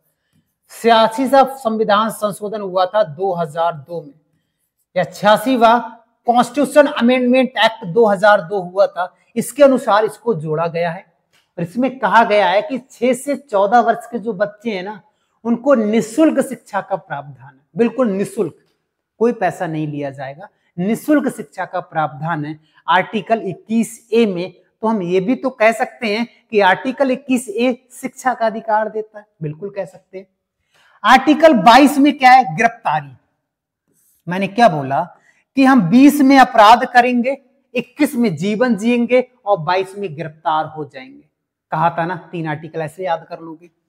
कुछ मामलों में गिरफ्तारी और हिरासत, नजरबंदी में संरक्षण, कुछ मामलों में गिरफ्तारी में भी संरक्षण मिलेगा। नजरबंदी क्या होती है ये भी मैं आपको बताऊंगा, नजरबंद कर दिया जाएगा कुछ समय के लिए। नजरबंद का मतलब समझिएगा पहले, जैसे मान लो आपने किसी को धमकी दे दिया मैं तुमको मार दूंगा, और उसने जाकर थाने में रिपोर्ट लिखा दी कि भाई उसने धमकी दे दिया, तो आपको कुछ समय के लिए नजरबंद और कुछ दिन के लिए भी कर सकते हैं, 1 दिन 2 दिन नजरबंद कर दिया जाएगा, थाने में बंद कर दिया जाएगा कि आपने भैया ऐसा क्यों कहा था। तो उसे कहते हैं नजरबंद, नजरों के सामने लोगों को बंद कर देना। ठीक है, तो 22 में क्या है, गिरफ्तारी से संबंधित कुछ संरक्षण दिए जाएंगे। क्या है, आओ देखते हैं। गिरफ्तार करने आए व्यक्ति को गिरफ्तारी का कारण बताया जाएगा। कोई पुलिस वाला गिरफ्तार करने आ रहा है किसी व्यक्ति को और वो खड़ा हुआ है, तो डायरेक्ट उसका हाथ पकड़ के हथकड़ी लेके या हाथ मार के लात मार के जीप में नहीं बिठाया जाएगा। पहले गिरफ्तारी का कारण बताएगा कि भैया आपको इसलिए गिरफ्तार किया जाता है, आपने ये कांड किया था, हाँ या ना, और बाकी आप थाने चलकर बात कर लेंगे, जो भी बात होगी। लेकिन आजकल उल्टा है, आदमी भागता है, कोई कांड कर देता है तो पुलिस वाला जब भागता है, पुलिस वाला पीछे पीछे, आदमी आगे आगे, 2 4 10 लात बांध 10 डंडे मार के जीप में बिठा दिया। बिठाने के बाद थाने ले गए, उसके बाद जो होता है सो होता रहता है। दूसरा क्या है, उसे मनपसंद वकील से परामर्श करने का अधिकार है। तभी आपने देखो थाने के अंदर उसका वकील आता, क्या क्या क्या हो गया भाई, क्या क्या हो गया बताओ, तो बताता कि भाई ऐसा ऐसा कांड हो गया, सच सच बताना। वकील कहता है सच सच बताओ मुझे, बाकी मैं तुझे छुड़ा लूंगा जैसे चाहे वैसे, कोई भी एड़ी तक का जोड़ लगा लूंगा। वो पूरी कहानी बताता है। फिर वकील उसी हिसाब से फिर लोगों को इकट्ठा करता है, गलत सबूत इधर उधर का जो भी करना होता है वो उसे छुड़ा लेता है। पैसों में बहुत ताकत होती है, कभी कभी फंस भी जाता है ना, दोनों बातें। उसके बाद ऐसे व्यक्ति को 24 घंटे के भीतर मजिस्ट्रेट के सामने, जो निकटतम मजिस्ट्रेट है उसके सामने पेश करना पड़ेगा। 24 घंटे के अंदर अंदर उसे पेश करना ही पड़ेगा। लेकिन वो दुश्मन देश का व्यक्ति ना हो तब। अगर दुश्मन देश का व्यक्ति है, पाकिस्तान का है, कोई चाइना का आ गया, तो 24 घंटा जरूरी नहीं है, तो उसको मार मार के भुर्ता बना दिया जाएगा और तब तक मारा जाएगा तो बताएगा नहीं तेरे साथी और कहां पे है ना, पेश किया जाएगा। लेकिन इसमें यह बताया गया है कि जो यात्रा का समय है ना भाई, यात्रा का समय, मान लेते ये पुलिस चौकी है, ये मजिस्ट्रेट है, ये पुलिस चौकी मजिस्ट्रेट है, ये जीप यहां से यहां गई, तो इसके बीच में जो समय लगा, चाहे आधे घंटे का लगा, चाहे 2 घंटे का लगा या 5 घंटे का लगा, ये समय काउंट नहीं होता है इस 24 घंटे में। इस 24 घंटे में आने जाने का समय काउंट नहीं होगा और अवकाश का समय काउंट नहीं होगा। अगर कोई अवकाश आ जाए, फॉर एग्जाम्पल शनिवार को आपको गिरफ्तार कर लिया, बीच में रविवार आ गया या कोई ऐसा अवकाश आ गया, तो आपको नहीं हो सकता, तो अगले दिन मजिस्ट्रेट के सामने पेश करना होगा। ये चीज यहाँ पर लिखा हुआ है। तो 22 समझ गए आप, आगे बढ़ते हैं। उसके बाद है शोषण के विरुद्ध अधिकार। आर्टिकल 23 और 24 में शोषण, जब आपका शोषण होगा तो आपको क्या क्या अधिकार दिए जाएंगे उसके बारे में यहाँ पर वर्णन बताया गया है। और देखते हैं आर्टिकल 23 और 24 क्या कहता है। सबसे पहले आर्टिकल 23 देखेंगे। इसमें मानव का दुर्व्यापार और बलात्श्रम, ये 2 शब्द आपको मिले। दुर्व्यापार यानी शरीर का व्यापार नहीं होगा, वैश्यावृत्ति नहीं चलेगी यहाँ पर देवदासी नहीं होंगी, यहाँ दासियां नहीं होंगी, ऐसा बताया गया है। और बलात्श्रम का मतलब क्या है कि इच्छा ना होने पर भी आपसे जबरदस्ती काम कराना। क्या है, इच्छा ना होने पर भी आपसे काम कराना बलात्श्रम नहीं होगा। तभी तो है शोषण के विरुद्ध अधिकार। शोषण हो रहा है, शोषण कब होगा, या तो आपसे जबरदस्ती काम कराया जाएगा या तो आपको शरीर का व्यापार कराया जाएगा, ये तो जबरदस्ती हुई। ठीक है, चलिए। तो मानव का दुर्व्यापार नहीं होगा और बलात्श्रम पर रोक लगाई गई। दुर्व्यापार का मतलब वैश्यावृत्ति नहीं होगी और देवदासी नहीं होगी, और बलात्श्रम का मतलब इच्छा ना होने पर भी आपसे काम नहीं कराया जाएगा। 2 शब्द यहां पर और याद रखेंगे। एक शब्द का नाम है बेगार। बेगार शब्द का अर्थ क्या है, कभी कभी ये प्रश्न पूछा गया है। इसका अर्थ है पर्याप्त मजदूरी दिए बिना किसी व्यक्ति को कार्य करने के लिए बाध्य करना। इसका मतलब है आपने किसी मजदूर को ले गए, उससे आपने 2-4 दिन काम करा लिया, आप उसको मजदूरी नहीं दे रहे हो और फिर से उसको जबरदस्ती कह रहा चलेगा क्यों नहीं काम पे मेरे, चल, मार मूर के उसको काम पर ले जा रहे हो। यानी जब पुराना पैसा दिया नहीं और जबरदस्ती आगे काम करा रहे हो, इसी को कहते हैं बेगार। एक शब्द मिलेगा आपको, बंधुआ मजदूरी। व्यवस्था पहले होती थी लेकिन इसको खत्म कर दिया गया है 1976 के अनुसार। बंधुआ मजदूरी क्या होती थी, जैसे मान लेते हैं आपसे किसी ने 2 लाख का कर्जा ले लिया और वो व्यक्ति 10 साल से चुका नहीं पाया, तो आप उसे ये कहोगे भाई ऐसा लग रहा है आप पैसा तो दे नहीं पाओगे, ऐसा करो आप हमारे यहाँ काम करो, और उसको 2-4 साल उससे काम कराया दबा के, मतलब 2 लाख का 4 लाख का काम करा लिया उससे, तो वो हो गया बंधुआ मजदूरी। यानी जो कर्जा को चुकाना था वो कर्जा को चुकाया काम के जरिए से, वो बंधुआ मजदूरी के अंतर्गत आता है ना। पैसा नहीं दे पाए तो कोई बात नहीं, आप काम करो, ये था। और एक अधिनियम आया था न्यूनतम मजदूरी अधिनियम 1948 में। इसके तहत न्यूनतम मजदूरी के बारे में बताया गया था कि आप काम कराओगे किसी व्यक्ति को, उसके लिए न्यूनतम मजदूरी क्या होगी। लेकिन अपवाद में कुछ शब्द हैं, सैन्य सेवा और सामाजिक सेवा।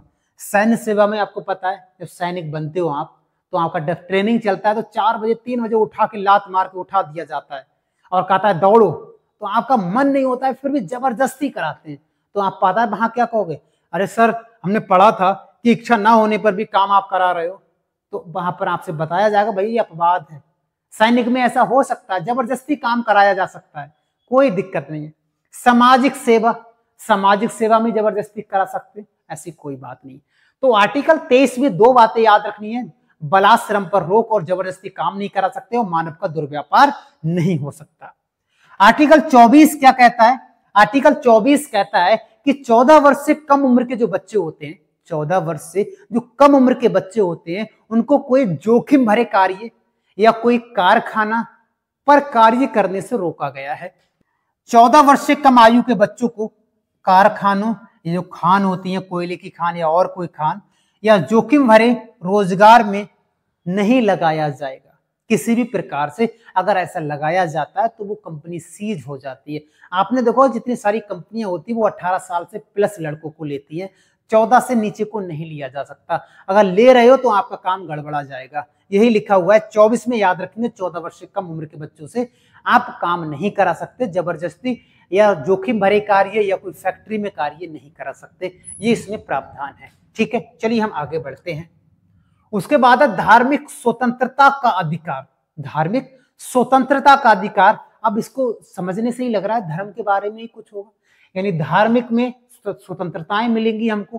क्या क्या मिलेंगी आओ देख लेते हैं। जैसे आर्टिकल 25 क्या कहता है, 25 से 28 के बीच में मैंने आपको बताया था पीछे में, ये 25 से 28 के बीच में आर्टिकल है, याद रखेंगे। प्रत्येक व्यक्ति को, प्रत्येक भारत के 140 करोड़ लोगों को, प्रत्येक व्यक्ति को किसी भी धर्म को मनाने, आचरण करने और प्रचार करने की स्वतंत्रता है। यानी आप किसी भी धर्म को मना सकते हो, किसी भी धर्म का आचरण कर सकते हो। जिस भी धर्म के आचरण का मतलब है, हिंदू लोग प्रार्थना भजन करते हैं और मुस्लिम समुदाय के लोग नमाज और भी बहुत सारी चीजें करते हैं, तो आचरण कर सकते हो अपने धर्म के प्रति। आपको याद रखना, अपने धर्म के प्रति प्रचार भी कर सकते हो। किस आर्टिकल में, 25 में, याद रखेंगे। और सिखों को जो पंचकक्का प्रदान किए जाते हैं वो भी आर्टिकल 25 देता है। कौन सा देता है, आर्टिकल 25 देता है। पंचकक्का का मतलब है केस, कंगा, कड़ा, कच्छा, कृपाण। क्या, कृपाण, आपको याद रखना है। ये पंचकक्का रखने का अधिकार भी आर्टिकल 25 ही देता है, आपको याद रखना है। तो 25 में क्या बताओगे, किसी भी धर्म को आप मना सकते हो, आचरण कर सकते हो, स्वतंत्रता ही है भाई, कोई दिक्कत वाली बात ही नहीं। 26 क्या कहता है भाई, प्रत्येक धार्मिक समुदायों को अपने धार्मिक मामलों के प्रबंध का अधिकार। समझ रहे हो ना, ये आपको आज तक समझ में नहीं आया होगा, मुझे भी बहुत समय तक समझ में नहीं आया, लेकिन मैं आज आपको बताता हूं। ये कहता है कि प्रत्येक धार्मिक समुदाय, जैसे मान ले कोई हिंदू है, कोई सिख है, कोई ईसाई है, कोई जैन है, कोई बौद्ध है, सबके अपने अपने विशाल मंदिर है, अपने अपने धार्मिक संस्थान है। तो अपने मंदिर में जाने में कोई भी कानून या प्रतिबंध लगा सकते हैं। जैसे कुछ ऐसे टेम्पल, ऐसे मंदिर हैं जहां पर आप जाओगे तो पैंट शर्ट पहन के नहीं जा सकते, धोती कुर्ता पहनोगे। कुछ ऐसे मंदिर है जहां पर आप बेल्ट वगैरह निकाल दोगे, पर्स वगैरह निकाल दोगे। कुछ ऐसे मंदिर है आप कोई धातु नहीं पहन के जाओगे। यानी ये कहते हैं धार्मिक मामलों के प्रबंध का अधिकार कर सकते हो अपने धर्म के प्रति, कि आप जाओगे तो आप मुंडन करवा के ही जाओगे, बड़े बड़े दाढ़ी लेके नहीं जाओगे, बहुत सारे ऐसी चीजें हैं। तो यही कहा गया कि अपने धर्म के प्रति आप कोई भी प्रबंध कर सकते हो। एक एग्जाम्पल मैं आपको बता रहा हूं, एग्जाम्पल लिखा हुआ भी है, यहां पर नहीं है। जैसे सबरी वाला मंदिर विवाद था, सबरी वाला मंदिर विवाद, केरल अयप्पा भगवान वाला, तो वो भी इसे यही प्रकार से था। उन धार्मिक लोगों ने ये प्रबंध किया था कि 12 साल से अधिक की जो महिलाएं होंगी वो रोक लगाई गई इस मंदिर में आने के लिए। लेकिन अब ऐसा नहीं है, वो केस चला था कई बार, अब वो सब जा सकते हैं, आ सकते हैं, याद रखेंगे।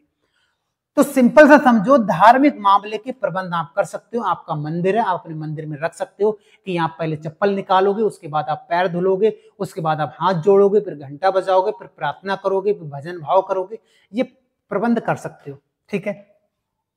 यद्यपि ये विधि द्वारा निर्धारित सीमाओं के तहत होना चाहिए, सीमाओं के तहत होना चाहिए। आप ऐसा नहीं कर सकते, आप इस मंदिर में जाओगे या यहां जाओगे तो आपको उंगली काट कर ही जाना है, आपका खून निकलेगा, आपको गाली दिया जाएगा, ऐसा नहीं, कानून के अंतर्गत होना चाहिए। 27 क्या कहता है?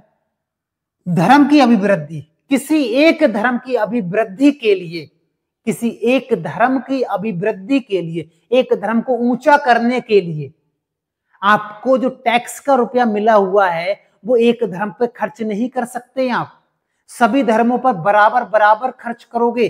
जो टैक्स का रुपया दिया जाता है आपको सरकार के लिए, यही कहा गया है। धर्म की अभिवृद्धि के लिए करों में संदाय की स्वतंत्रता, ये साफ साफ लिखा है कि राज्य के रूप में एकत्रित धन, जो टैक्स होता है, धन को किसी विशिष्ट धार्मिक, किसी एक धर्म के उत्थान एवं रखरखाव के लिए खर्च नहीं कर सकते, खर्च नहीं कर सकते। ये 27 कहता है। एक धर्म के लिए खर्च नहीं करोगे भाई, यहां पर हिंदू, मुस्लिम, सिख, ईसाई, जैन, बौद्ध, पारसी, ये सब है ना, सबके लिए खर्च करो बराबर बराबर, तो ठीक रहेगा। ये 27 बताता है। 28 क्या बताता है? कुछ शिक्षण संस्थानों में, कुछ शिक्षण संस्थानों में धार्मिक शिक्षा या धार्मिक पूजा में उपस्थित के बारे में प्रावधान, ये बताया गया है। कुछ ऐसे संस्थान हैं या ऐसे संस्थान होने चाहिए जहां पर धार्मिक शिक्षा होनी चाहिए या नहीं होनी चाहिए, धार्मिक पूजा होनी चाहिए या नहीं होनी चाहिए, इसके बारे में बताया गया है। अनेक यूनिवर्सिटी, अनेक प्रकार के कॉलेज, आईएम्स वगैरह, ये सब इसमें सम्मिलित हो जाते हैं, ठीक है। चलिए, 28 में कुछ खास नहीं है, याद रखेंगे। उसके बाद है शिक्षा संस्कृति के संबंधित अधिकार, आर्टिकल 29 से 30 के बारे में हम पढ़ने वाले हैं। शिक्षा संबंधित अधिकार, संस्कृति के बारे में आओ देख लेते हैं। 29 क्या कहता है? प्रत्येक अल्पसंख्यक के हितों का संरक्षण।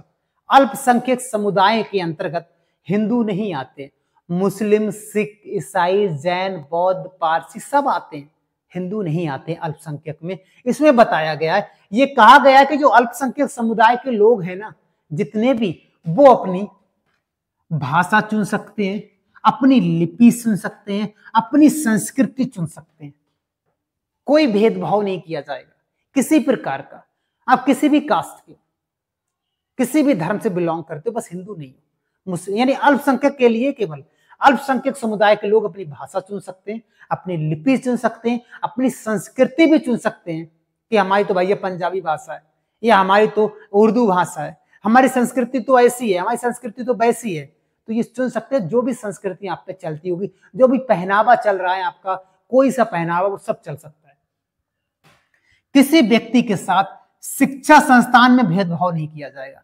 ये कहा रहा है कि जो अल्पसंख्यक समुदाय के लोग हैं, अगर ये किसी बड़े कॉलेज या यूनिवर्सिटी में जब जाएंगे, आप उनके साथ भेदभाव नहीं कर सकते।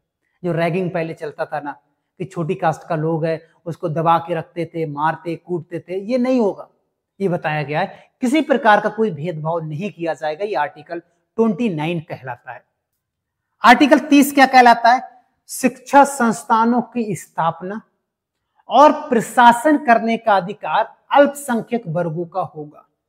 फिर से, जितने भी अगर शिक्षा संस्थान की आप स्थापना कर रहे हो, तो अल्पसंख्यक समुदाय के लोग भी शिक्षा संस्थान की स्थापना कर सकते हैं, बिल्कुल कर सकते हैं। अल्पसंख्यक समुदाय के लोग संस्थान की स्थापना भी करो और उस पर प्रशासन भी करने का अधिकार है। भाई, कोई कॉलेज बना दिया भाई कोई अल्पसंख्यक वाले ने, उस पर प्रशासन भी कर सकता है। ये टारगेट देता है आर्टिकल 30, ये लिखा हुआ है। सभी अल्पसंख्यक, चाहे वो धार्मिक अल्पसंख्यक या भाषाई आधार पर अल्पसंख्यक हो, उन्हें मनोउलन, अपने मन के अनुसार शिक्षा संस्थान स्थापित करने का अनुसार, यानी कोई अल्पसंख्यक हो, चाहे भाषाई आधार पर हो, चाहे धर्म के आधार पर हो, अपना शिक्षण संस्थान बना सकता है, उस पर कार्य कर सकता है और अच्छे पद पर बैठकर प्रशासन भी कर सकता है। ये 30 बताता है आपको याद रखना है। ठीक है, चलिए आगे बढ़े। उसके बाद बात करते हैं, छठा मौलिक अधिकार है संवैधानिक उपचारों का अधिकार। ये उपचार करता है, ये हमारा, ये क्या करेगा, ये उपचार करेगा। दवाई जैसा अगर आपके कोई भी मौलिक अधिकार का शोषण हो रहा है, हनन हो रहा है, कोई मौलिक अधिकार आपको दिया नहीं जा रहा है, तो आप सीधे सुप्रीम कोर्ट भी जा सकते हो। इस आर्टिकल के तहत हाई कोर्ट भी जा सकते हो अगर आपके मौलिक अधिकार का कोई शोषण कर रहा है तो। कैसे, देखते हैं। लिखा हुआ है कि किसी व्यक्ति के मौलिक अधिकार का शोषण या हनन होता है तो वो सीधे आर्टिकल 226 के तहत हाई कोर्ट जा सकता है या उच्च न्यायालय जा सकता है, और आर्टिकल 32 के तहत सुप्रीम कोर्ट जा सकता है। और ये हाई कोर्ट लिखा है, ये उच्च न्यायालय हाई कोर्ट है, ये उच्चतम न्यायालय सुप्रीम कोर्ट है। कोई चल रहा है, मान लो कोई मौलिक अधिकार का शोषण हो गया, तो आप 226 के तहत हाई कोर्ट चले जाओगे और 32 के तहत सुप्रीम कोर्ट जा सकते हो। जाने के बाद आप 5 प्रकार की रिट दायर करोगे। केवल कितने प्रकार की? 5 प्रकार की रिट दायर करोगे। और रिटों के नाम आपको याद रखने हैं। हैवियस कॉर्पस यानी बंदी प्रत्यक्षीकरण, मेडमस परमादेश, प्रोविजन प्रतिषेध, सर्टरी उत्प्रेषण, अधिकार प्रच यानी क्यू वारंटो। यानी इस 5 प्रकार की रिट दायर कर सकते हो। बंदी प्रत्यक्षीकरण, परमादेश, उत्प्रेषण, प्रतिषेध, अधिकार प्रच। इन 5 रिटों में क्या क्या हमारे एग्जाम में प्रश्न पूछे जाते हैं, इनका शाब्दिक अर्थ बहुत पूछा जाता है हमारे एग्जाम में, आपको याद रखना है। और देख लेते हैं इनका शाब्दिक अर्थ क्या है क्या नहीं है। आओ, ठीक है, चलिए बात करेंगे हैबियस कॉर्पस बंदी प्रत्यक्षीकरण की। इसका शाब्दिक अर्थ होता है शरीर को पेश करना या शरीर चाहिए, या शरीर पेश करना या शरीर चाहिए। किसका शरीर चाहिए? आओ देखते हैं। यहां पर लिखा है, ध्यान से समझिएगा, ये बहुत इंपॉर्टेंट है हमारे लिए। यह रिट लोक अधिकारी और निजी अधिकारी दोनों के विरुद्ध जारी होगी। लोक अधिकारी का मतलब जो सरकारी अधिकारी है उसके ऊपर भी जारी होगी, और निजी अधिकारी का मतलब है जो दबंग टाइप के लोग होते हैं उनके खिलाफ भी जारी होगी। कैसे जारी हो जाएगी? मान लो किसी व्यक्ति को किसी ने किडनैप कर लिया, पहले सरकारी आदमी पर देख लेते हैं। मान लो किसी सरकारी व्यक्ति ने गिरफ्तार कर लिया, और गिरफ्तार करने के बाद छोड़ ही नहीं रहा है, तो आपको पता लगा कि मेरा व्यक्ति गिरफ्तार हो गया है, तो वो सीधे रिट जारी करेगा कि वही बंदी प्रत्यक्षीकरण हैबियस कॉर्पस वाला। तो सुप्रीम कोर्ट जारी करेगा कि हम आदेश देते हैं कि जाओ, उसका शरीर मुझे चाहिए। जो व्यक्ति किडनैप किया गया है उसका शरीर चाहिए या शरीर पेश होना चाहिए। अब यहीं पर देख लेते हैं दबंग व्यक्ति। कोई दबंग व्यक्ति है, किसी को पैसा दे दिया, कुछ भी रहा वो मसला, उसने किडनैप कर लिया, एक व्यक्ति को उठा लिया। उठाने के बाद अब लोगों को पता है कि मेरा व्यक्ति इसके घर में है, कैद है, तो आप सीधे सीधे क्या करेंगे? ये रिट जारी कर सकते हैं हाई कोर्ट में जाकर या सुप्रीम कोर्ट में कि मेरा व्यक्ति ऐसे करके हो गया है। तो सुप्रीम कोर्ट इस रिट के दायर कहेगा उस व्यक्ति से कि उस व्यक्ति का शरीर चाहिए, मुझे उस व्यक्ति का शरीर चाहिए। फिर लिखा है न्यायालय बंदीकर्ता को, जो बंदी करता है, ये आदेश देता है, जो बंदी करता है, जिसने बंदी किया है, कि 24 घंटे के अंदर भीतर न्यायालय में पेश करना अनिवार्य है। सरकारी व्यक्ति ने किडनैप कर लिया तो उसे कहेगा भाई 24 घंटे आपके पास में, उस व्यक्ति को हमारे हवाले कर दो, यानी उसका शरीर हमें चाहिए, मुर्दा नहीं जिंदा। और ये कहा गया है दबंग वाला व्यक्ति से भी ये कहा गया 24 घंटे का मोहलत है, आपको दे दो, नहीं तो वरना आप शूट कर दिए जाओगे, मार दिए जाओगे। आपातकाल के दौरान भी निलंबित नहीं होगा, ये सुप्रीम कोर्ट ने कहा था, ये लिखा भी है। आपातकाल लग जाता है तो आप कहते हो सारे आर्टिकल खत्म हो जाते हैं, लेकिन आर्टिकल 20 और 21 खत्म नहीं होता है। यानी आर्टिकल 20 और 21 एक ऐसे आर्टिकल है ना, ये किसी भी परिस्थिति में समाप्त नहीं होते, चाहे राष्ट्रीय आपातकाल लग जाए, वित्तीय आपातकाल लग जाए, चाहे राष्ट्रपति शासन लग जाए, लेकिन ये 2 आर्टिकल कभी समाप्त नहीं होते। आपको याद रखना है, आपको मैंने बताया नहीं था, अब बता देता हूं, ठीक है। तो ये कहते हैं आपातकाल के दौरान भी ये हैबियस कॉर्पस खत्म नहीं होगा, ये हमेशा चालू रहेगा। पता लगे आपातकाल लगा दिया, उस दौरान लोगों ने अब फायदा उठा लिया, लोगों को किडनैप कर लिया, जो जिसका दुश्मन उसको मार दिया किडनैप करके, तो ये खत्म नहीं होने वाला है। दूसरा है परमादेश। इसका अर्थ होता है हम आदेश देते हैं। भैया क्या आदेश दोगे और किसके विरुद्ध होगी ये रिट? तो याद रखना ये रिट केवल लोक अधिकारी के विरुद्ध होगी। लोक अधिकारी का मतलब है सरकारी अधिकारी के विरुद्ध होगी। क्यों होगी उसके विरुद्ध अधिकारी का? ये इसके लिए होगी अगर कोई व्यक्ति अपने कर्तव्यों का सही से परिवहन नहीं कर रहा है, अपने जो सरकारी काम बताए गए वो काम नहीं कर रहा है और कुछ कर रहा है। जैसे मान लो बैंक में आप जाते हो, पत्ते खेलता है वो और कहता है भाई सर्वर अभी डाउन है, बाद में आना। क्या बाद में आना? सर्वर अभी बहुत डाउन है, कोई और काम कर रहा है। तो उसके लिए ये हो सकता है रिट दायर, या आपका कोई काम नहीं कर रहा है, अब वो अपने मजे ले रहा है लैपटॉप में या जो पीसी में, अपने मजे मूवी देख रहा है और आपसे कह रहा है आप जाओ भैया अभी सर्वर नहीं चल रहा है। तो ये कहा गया लोक अधिकारी के विरुद्ध जारी होगी। ये रिट गैर संवैधानिक विभागों के ऊपर लागू नहीं होगी, केवल जो संविधान के अंतर्गत विभाग हैं उन पर लागू होगी, ये बताया गया है। राष्ट्रपति और राज्यपाल के विरुद्ध जारी नहीं होगी ये रिट। विवेकाधीन शक्तियां रखने वालों के खिलाफ भी नहीं होगी, नहीं होगी, या मही है लिखा है, नहीं होगी। ठीक है, यानी कहने का मतलब विवेकाधीन जिसके पास शक्तियां होंगी उसके खिलाफ नहीं हो सकती, और राष्ट्रपति राज्यपाल के खिलाफ नहीं होगी, और सबके साथ हो सकती है, संविधान के अंतर्गत आता होगा तो। ठीक है, तो ये इस रिट के दायर कहेगा हम आदेश देते हैं आपको कि आप अपने कर्तव्यों का सही से निर्वहन कीजिएगा। ठीक है, चलिए उसके बाद हम ये दोनों रिटों को एक साथ पढ़ेंगे। प्रतिषेध का शाब्दिक अर्थ हम याद रखेंगे रोकना या मना करना। उत्प्रेषण का शाब्दिक अर्थ है सूचना देना या प्रमाणित होना। इन दोनों को हम एक साथ पढ़ेंगे, इनका अर्थ आपको याद रखना है। चलिए, ये दोनों रिट न्यायिक संस्था अर्ध न्यायिक संस्था के खिलाफ जारी होती है। यानी न्यायिक संस्था का मतलब है जो कोर्ट है, हाई कोर्ट है या सुप्रीम कोर्ट है, इनके खिलाफ, और जो छोटी छोटी न्यायिक संस्था होती है डिस्ट्रिक्ट कोर्ट, अधीनस्थ न्यायालय, इनके खिलाफ भी ये जारी की जा सकती है। क्या होगी? प्रतिषेध रिट तब जारी की जाती है, याद रखेंगे ये वाली, ये रिट तब जारी की जाएगी जब कार्यवाही चल रही हो। नहीं समझे? ये रिट तब करी जाएगी जब कार्यवाही चल रही हो और निर्णय नहीं सुनाया गया हो, तो ये रिट जारी की जाएगी। तो कहेंगे रोको भैया इसको मना कर दो, अभी इसे रोक दो। नहीं समझे आप? समझो फिर से। प्रतिषेध रिट का मतलब है ये तब जारी की जाएगी जब कार्यवाही चल रही है, फैसला नहीं सुना दिया गया, तो ये जारी करके ये मनाही कर दी जाए कि जो कार्यवाही चल रही है इसको मना कर दो या इसको रोक दो। ये हो गया प्रतिषेध के ऊपर। जबकि उत्प्रेषण रिट का मतलब है निर्णय सुनाने जाने के बाद, जब निर्णय सुना दिया गया धोखे से, उसके बाद ये जारी होगी। भैया तुमने कैसे निर्णय सुना दिया? क्या प्रमाण है आपके पास में? क्या आपको सूचना दिया था किसी को? क्या प्रमाण से या किस प्रमाण से आपने उस पर निर्णय सुना दिया? बताओ। तो ये बातें हैं, ये दो रिट आपको ऐसे याद रखनी है। प्रतिषेध रिट का मतलब है ये और उत्प्रेषण का मतलब है ये। जारी कार्रवाई को रोकने का काम करती है और निर्णय या कार्रवाई को रद्द करने का काम करती है ये। तो ये हमने रिट बताई, हो गई 4 रिट। और 5वीं रिट है हमारी अधिकार प्रच क्यू वारंटो।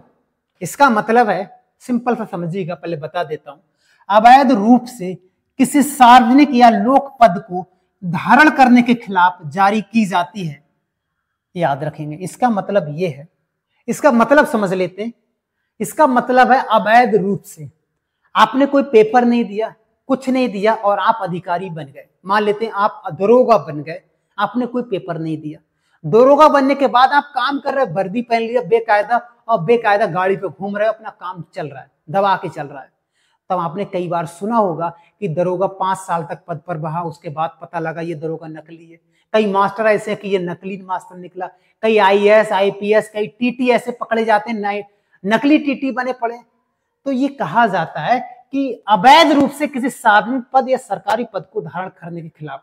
मान लेते हैं आपके गांव में किसी ने पद धारण कर लिया सरकारी और वो पेपर नहीं दिया, आपको पता है, लेकिन आप कुछ नहीं कर सकते।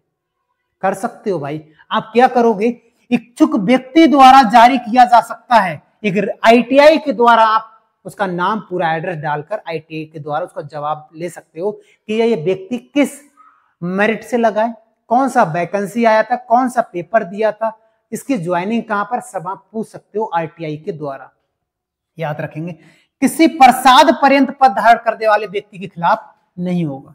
प्रसाद पर्यंत का मतलब क्या है? जैसे राष्ट्रपति राज्यपाल को प्रसाद पर्यंत कर लेता है तो उसके खिलाफ नहीं होगा। महान्यायवादी को प्रसाद पर्यंत रखता है, उस पर नहीं होगा, है ना। तो ये चीज है, यानी वैध रूप से पेपर देकर आराम से सिलेक्ट होकर बनिएगा। ऐसे लोकल बन जाओगे तो यही असर होगा, याद रखेंगे। आर्टिकल 33 क्या कहता है? 32 तक कर चुके हैं। संसद को यह अधिकार देता है कि वह सशस्त्र बल, अर्धसैनिक बल, पुलिस और खुफिया एजेंसी, सूचना संचार एवं अन्य मूल अधिकार पर युक्ति युक्त प्रतिबंध लगा सकता है। इसका मतलब है चाहे वो सशस्त्र बल हो, अर्धसैनिक बल हो, पुलिस हो, खुफिया एजेंसी हो, सीबीआई हो, कुछ भी हो, उस पर मौलिक अधिकारों को कम कर सकता है। इन लोगों पर क्या कर सकता है? मौलिक अधिकार पूरे नहीं दे सकता। आपको घूमने की स्वतंत्रता है, नहीं दे सकता। संघ बनाने की स्वतंत्रता है, नहीं दे सकता। यानी यहां पर मौलिक अधिकारों को प्रतिबंध कर सकते हैं, ठीक है। 34 क्या करता है? यदि सैनिक कानून, मार्शल लॉ लागू हो तो मौलिक अधिकार कम किए जा सकते हैं। अब आपको वैसे मार्शल लॉ क्या होता है, सैनिक कानून क्या होता है, आओ इसको बता देते हैं। यदि कोई क्षेत्र में घोर अशांति का शिकार हो जाता है, कोई गैंग आ गया, उसने गैंग ने बहुत सारे लोगों को मार दिया और पुलिस ने हाथ खड़े कर लिए कि भाई हम कुछ नहीं कर सकते, तो ऐसे स्थानों पर सेना का नियंत्रण हो जाता है। ऐसे स्थानों पर क्या हो जाएगा? सेना के नियंत्रण में दे दिया जाएगा कि सेना आप देख लो भाई अपने हिसाब से आपको क्या करना है। सेना के नियंत्रण में दे दिया जाएगा, या उस क्षेत्र को सेना की शक्ति बढ़ा दी जाएगी। जो क्षेत्र में हुआ है उस क्षेत्र में सेना की शक्ति बढ़ा दी जाएगी और सेना उससे संबंधित कानून बनाएगा कि इतने बीच में क्या होना चाहिए, क्या नहीं होना चाहिए। और जो कानून बनाएगा उसी को सैनिक कानून कहते हैं। उसी को क्या कहते हैं? सैनिक कानून या मार्शल लॉ कहा जाता है, याद रखेंगे, ठीक है। चलिए, आर्टिकल 35 में क्या है? मूल अधिकारों के संबंध में कानून बनाने की शक्ति संसद को है। किसे? संसद को। मौलिक अधिकारों का निलंबन, आर्टिकल 358, आर्टिकल 359 में क्या कहा गया है? निलंबन ऐसे हो सकता है कि आर्टिकल 358 कहता है यदि किसी देश ने आपके साथ युद्ध कर दिया, आपके देश के साथ, तो सबसे पहले आर्टिकल 19 स्वतः खत्म हो जाएगा। आर्टिकल 19 स्वतः ही खत्म हो जाएगा युद्ध की घोषणा होते ही। तो आर्टिकल 58 कहता है, 358, कि युद्ध के समय राष्ट्रीय आपातकाल की घोषणा होती है तो आर्टिकल 19 स्वतः ही समाप्त हो जाता है। लेकिन दो ऐसे आर्टिकल हैं जो कभी समाप्त नहीं होते, वो आर्टिकल 20 और 21। 59 क्या कहता है? कहता है युद्ध या बाह्य युद्ध या सैनिक विद्रोह के कारण राष्ट्रीय आपात की घोषणा होती है, तब सभी या किन्हीं मूल अधिकारों का क्रियान्वयन हो सकता है या राष्ट्रपति के द्वारा जारी करके निलंबन किया जा सकता है। ये कहा गया कि राष्ट्रपति उसको निलंबन कर सकता है। यानी कानून बनाने का अधिकार संसद को है और मौलिक अधिकार का निलंबन करने का अधिकार किसके पास में? राष्ट्रपति के पास में। कई बार प्रश्न आता है, निलंबन करने का अधिकार राष्ट्रपति को है, कानून बनाने के बाद संसद को है। और दो आर्टिकल कभी खत्म नहीं होंगे, ये आर्टिकल स्वतः खत्म हो जाएगा, याद रखेंगे। ये 44वें संविधान संशोधन 1978 के द्वारा इसको जोड़ा गया है, आपको याद रखना है। अब ये था पूरा मौलिक अधिकार। केवल हमने फैक्ट पे बात की, क्वेश्चनों पे बात की, टॉपिक पर बात की, और कोई बात नहीं की मैंने, है ना। ये था हमारा पूरा मौलिक अधिकार का वीडियो। इससे बाहर प्रश्न आएगा नहीं मेरे दोस्तों, बहुत आसानी से मैंने एक्सप्लेन किया था इसको और आपको बताया था। बताना दोस्तों वीडियो कैसा लगा कमेंट करके, और चैनल पर नए हो तो चैनल को सब्सक्राइब जरूर करना है ताकि नोटिफिकेशन आपको मिल सके। और मौलिक अधिकार के अगर आपको आर्टिकल पढ़ने टोटल, तो उसको मैंने ट्रिक से भी बताया है। आर्टिकल 12 से 35 को किससे बताया है? आर्टिकल 12 से 35 को मैंने ट्रिक से भी बताया है। एक ट्रिक में खल्लास कर दिया है 10 मिनट में, आप वो भी देख सकते हो, या इतनी लंबी वीडियो भी देख सकते हो, मैंने आपको बताया। और ये पीडीएफ कहां से मिलेगा? तो GSY विष्णु सर सर्च करोगे टेलीग्राम पर, तो वहां पर ये पीडीएफ आपको मिल जाएगा। आप डाउनलोड कर लेना, नोट्स बना लेना।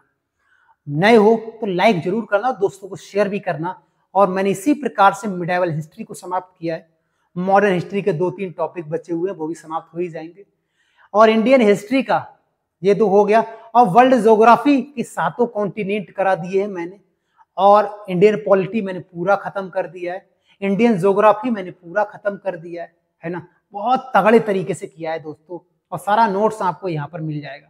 बाकी मिलते हैं नेक्स्ट वीडियो में, आज के लिए इतना ही। जय हिंद दोस्तों।